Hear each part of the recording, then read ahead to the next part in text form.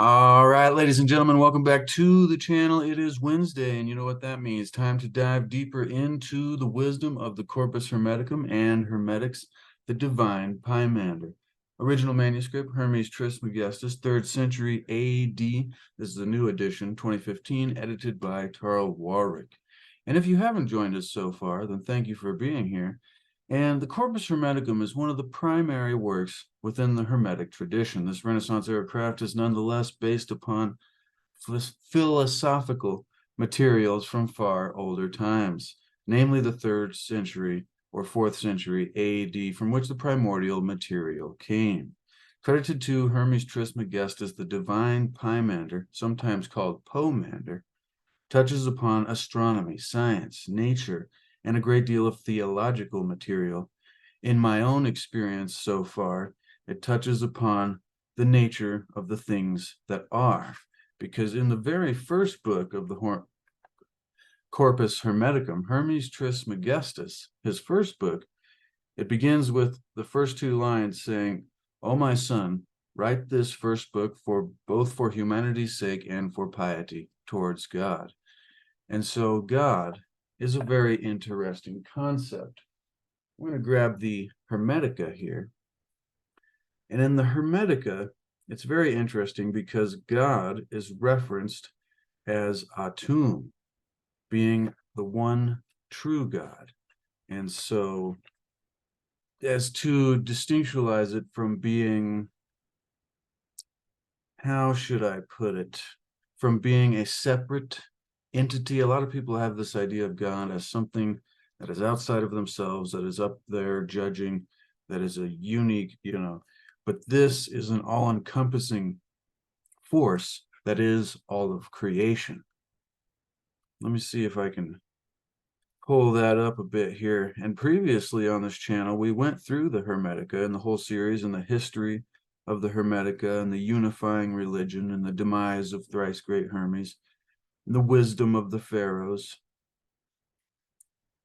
But in the prophecies of Hermes, the philosophy that Hermes teaches is not just a clever intellectual exercise. It is about focusing the mind in deep meditation on Atum.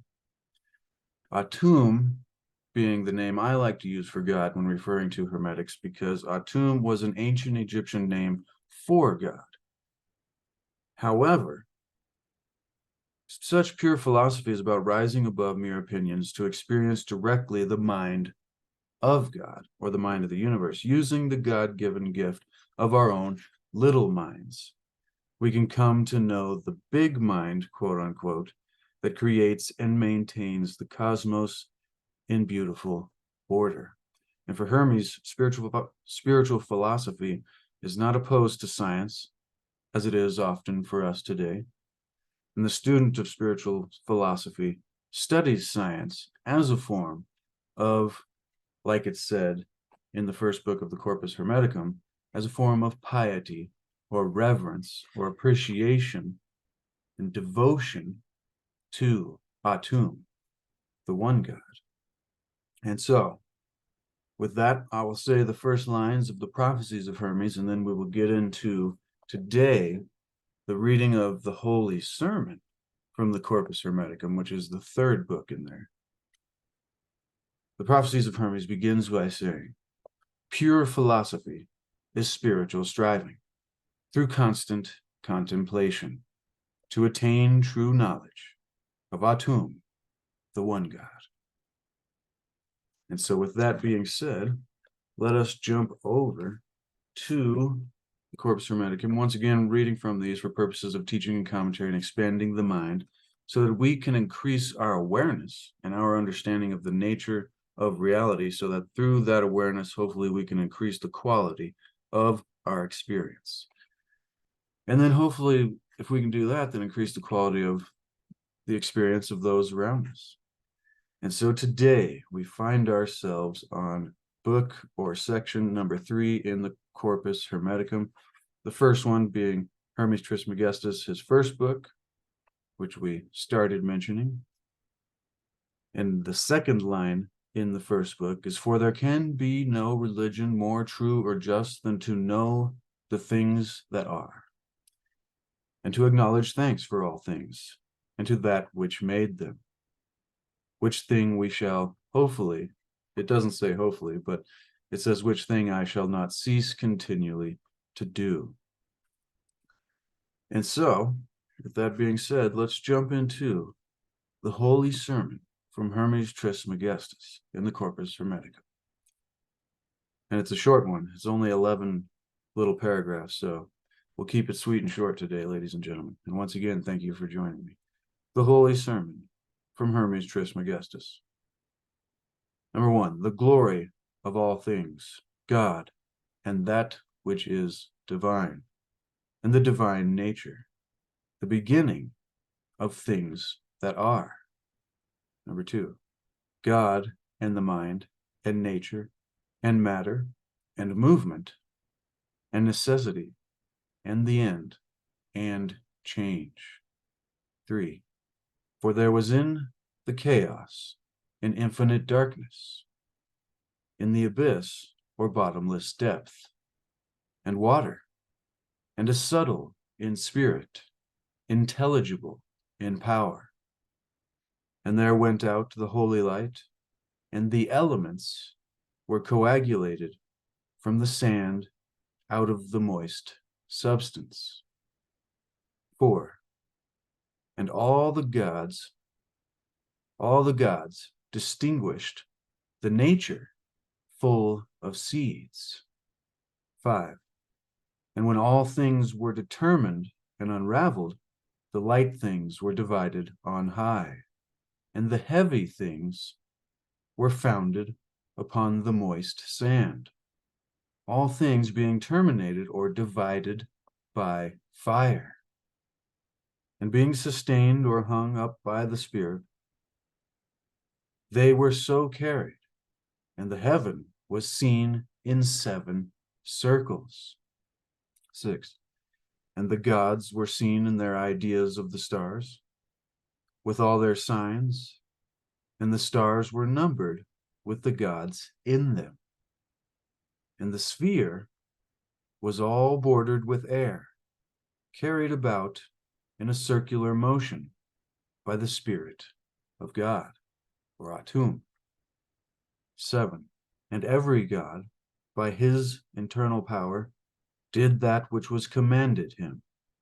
And there were made 4-footed things, and creeping things, and such as live in the water, and such as fly, and every fruitful seed and grass, and the flowers of all plants, all which had sowed in themselves the seeds of regeneration.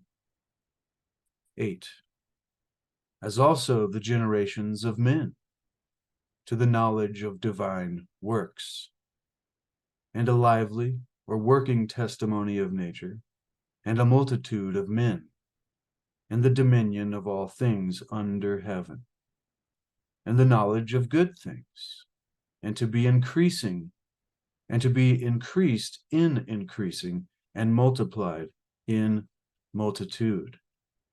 9, and every soul in flesh, by the wonderful working of the gods in the circles, to the beholding of heaven, the gods' divine works, and the operations of nature, and for signs of good things, and the knowledge of divine power, and to find out every cunning working of good things.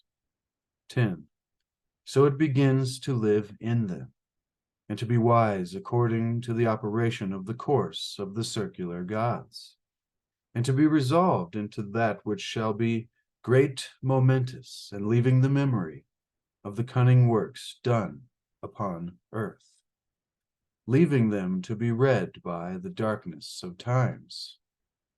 11, and every generation of living flesh, of fruit, seed, and all handicrafts, though they be lost, must of necessity be renewed by the renovation of the gods. And of the nature of a circle, moving in number, for it is a divine thing that every worldly temperature should be renewed by nature. For in that which is divine is nature also established. Also established. And that, ladies and gentlemen, is the holy sermon from Hermes Trismegistus in the Corpus Hermeticum. And that is a powerful little speech there. And it covers a ton and a ton of things when it comes to spiritual philosophy.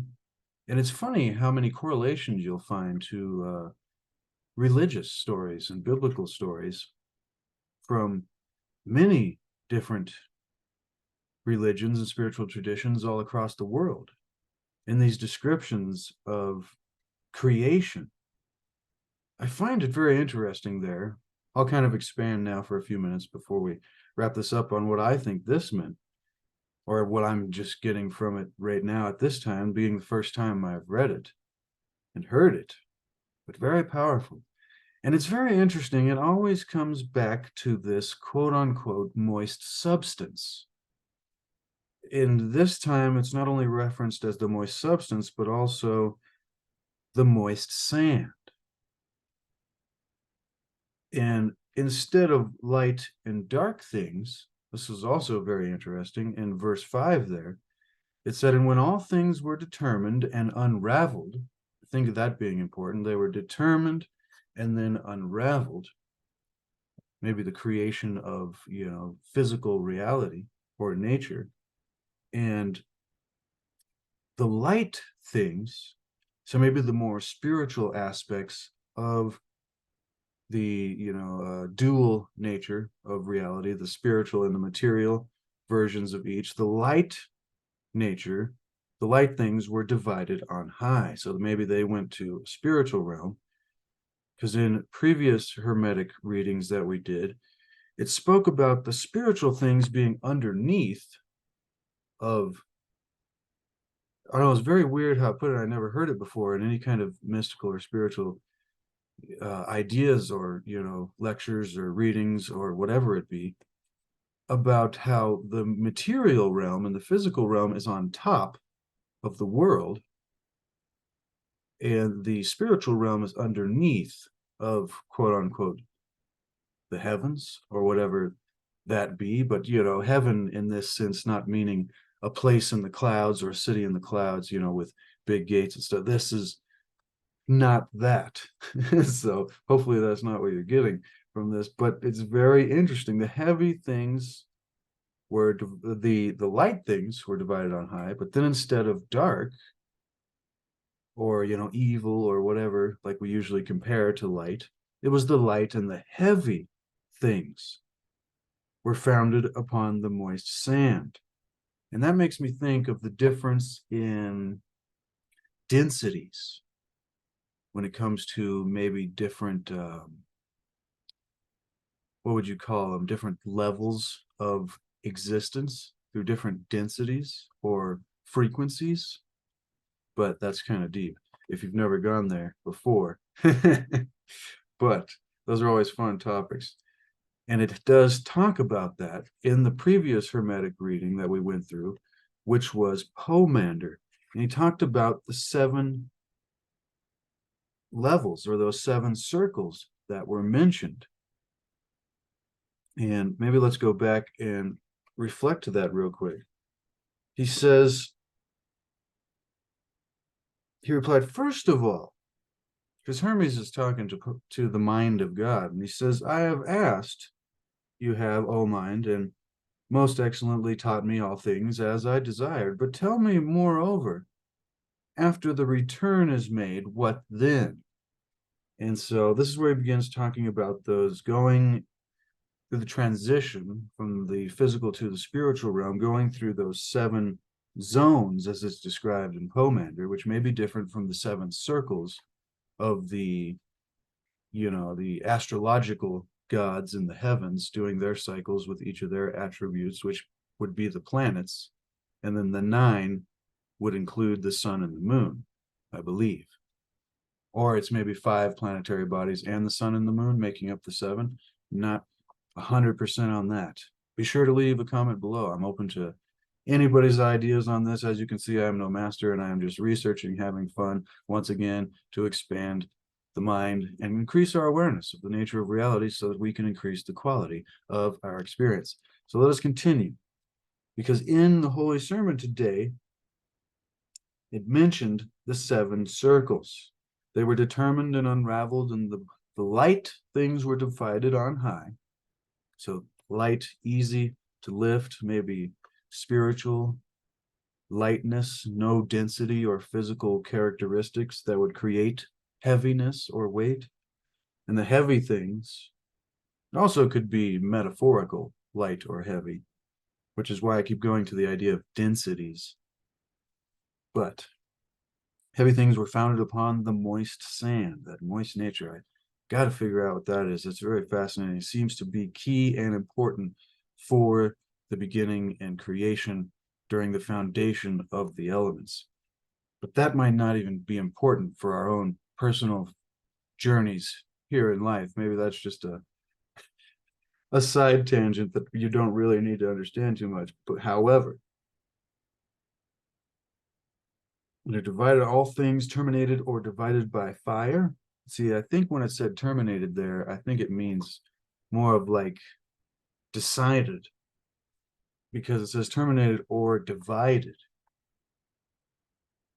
by fire, and being sustained or hung up by the Spirit, and they were so carried, and the heaven was seen in 7 circles. Now let's go back to the 7 zones in Pymander, the previous book in the Corpus Hermeticum here. And it says, into the first zone, it gives the power it had of increasing and diminishing.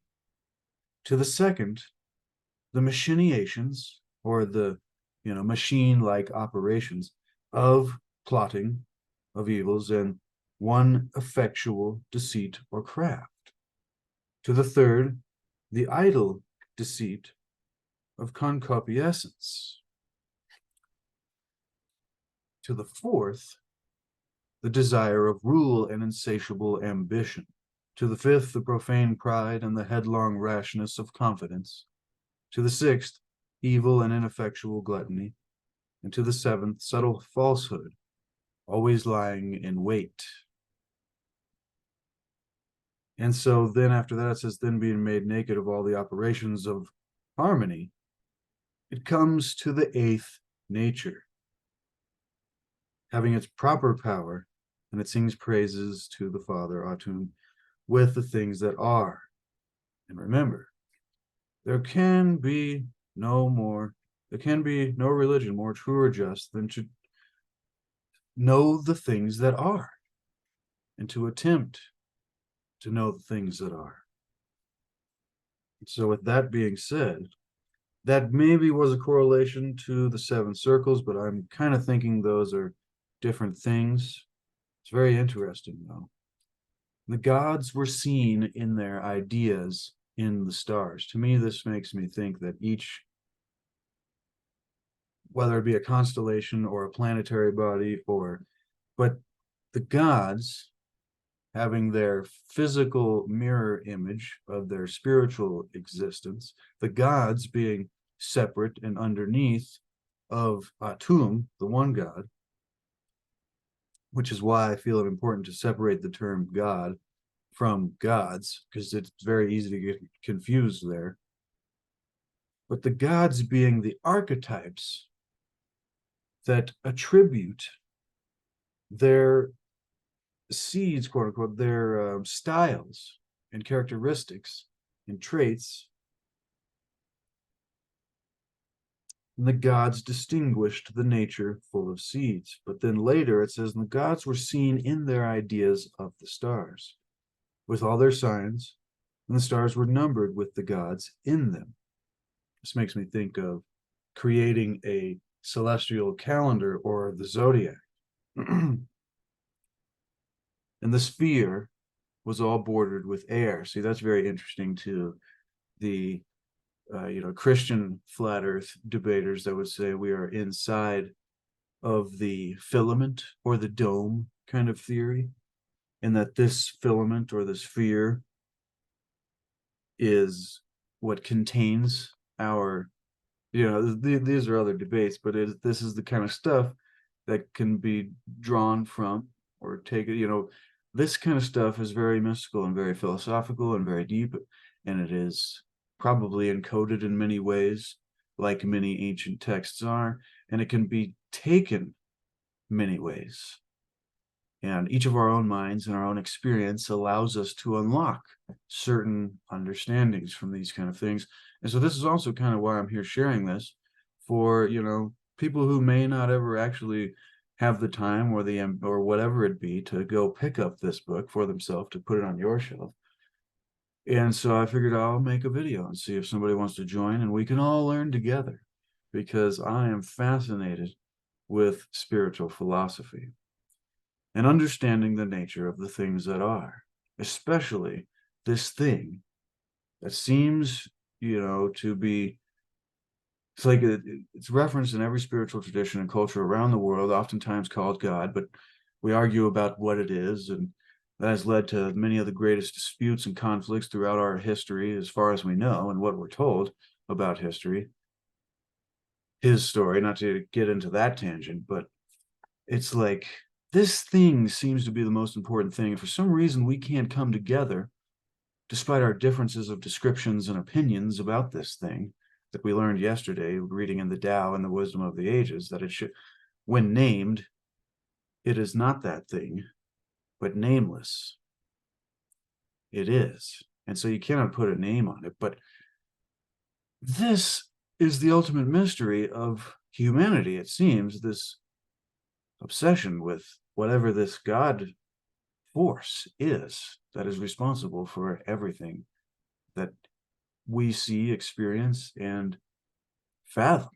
I don't know, it's hard to put all that into words, as you know, but that's why we're here, ladies and gentlemen, seeking to discover the wisdom of the ages, as I like to call it. And every god, by his internal power, this was number 7 here, did that which was commanded him, and there were made, the animals. And see, this also reminds me of the creation story in the Bible. There were made 4-footed things and creeping things, and the fish in the sea, and the birds in the air, and every fruitful seed and grass, and the flowers and all plants, which had sowed, this is the cool part, which had sowed in themselves the seeds of regeneration. Remember the circle, the divine pattern of continued working. And then I think number 9 is my favorite. We'll reread number 8 real quick. Also, the generations of men to the knowledge of divine works, and a lively or working testimony of nature. So it's almost like we're supposed to create a working understanding as part of our purpose for being here, as to create a working testimony, understanding, cooperation, appreciation, attending to of nature, and a multitude of men, and the dominion of all things. And see, that's another thing mentioned in the Bible. You can tell that I'm thinking the final, canon versions that we got after the councils of Nicaea and a lot of that stuff, versions of the Bible were clearly plagiarized from the most spiritual and mystical pagan works, and plagiarized being probably a nice way of saying it. Because isn't plagiarism a form of flattery? But with that being said, you can see a lot of the similarities, and then you can see how these more occult, esoteric, pagan spiritual traditions, pagan just meaning the people of the land, or anybody who went against the major religion of the time, which was the Holy Roman Empire. And so, but it also happened in the East too with Hermetics. I'm not sure of the time frames exactly, but next week we'll be looking at book number 4, entitled The Key. The Key. It begins by saying, yesterday's speech, O Asclepius, I dedicated to you. This day it is fit to dedicate to Thoth, because it is an epitome of those general speeches which were spoken to him. Interesting, ladies and gentlemen. Very interesting. We'll have to find out who Tot is. T-A-T. But we'll finish with number 9 and 10 here. And every soul in flesh, by the wonderful working of the gods in the circles, the zodiac and the heavenly gods, that give us all the aspects of our own characteristics in this reality. And to the beholding of heaven, to all of creation, and Atum, and the mind of God, which we learned about all this in previous episodes in this series, as well as the whole series of doing the entire Hermetica. So if you missed all that, and a lot of these terms are kind of weird, then be sure to check that out. Ladies and gentlemen, we have those playlists on this channel. But I just like this one, has a good positive feeling to me, and I really liked this one. To the beholding of heaven, the gods' divine works, and the operations of nature, and for signs of good things, and the knowledge of the divine power, and to find out every cunning working of good things, ladies and gentlemen. That is our mission here. So it begins to live in us, and to be wise according to the operation of the course of the circular gods, and to be resolved into that which shall be great, momentous, and the memory of the cunning works done upon earth, leaving them to be read in all of times, I'll say. Very fascinating. For in that which is divine is nature also established, ladies and gentlemen. And that is a look and a dive into the Holy Sermon in Hermetics from the Corpus Hermeticum, the divine Pymander, Hermes Trismegistus. And that, ladies and gentlemen, is a boom to wisdom and a boom to knowledge. Thank you so much for being here. I love and appreciate each and every one of you that spends time here with me on this channel, seeking after whether it be spiritual philosophy and the wisdom of the ages with Wayne Dyer, or the wisdom of Dr. David Hawkins and classical teachings on spiritual truth and enlightenment, or even the occult, esoteric, mystical traditions of the Hermetics and the lost wisdom of the pharaohs, and Thoth, the Egyptian sage god, also known as Hermes Trismegistus. All right. Thank you so much, ladies and gentlemen. I love and appreciate each and every one of you. Once again, be sure to expand the description to get these books for yourself, to put them on your shelf so that you can follow along with me in this journey in the future, because we have a long way to go and we're just getting started. And this is going to be fantastic. So remember to seek to achieve and maintain happiness through enlightenment, through an awareness, a greater awareness and understanding of the nature of reality, so that we can increase the quality of our experience. And also remember to seek out the mysteries of our history and the hidden wisdom of the ages. And also, there is no way to happiness, because happiness is the way. Same thing with enlightenment. So we must bring it to life, and then the entire journey is hopefully wonderful. Thank you so much. Once again, love and appreciate each and every one of you. Be sure to like and subscribe if you got value. Share this with like-minded people. It helps to support the channel. We will see you next week on Tuesday to do more Tao, possibly, and more wisdom of the ages. And next Wednesday for more Hermetics and the lost wisdom of Thoth and Hermes Trismegistus. Be the change you want to see. Be the example you want to set.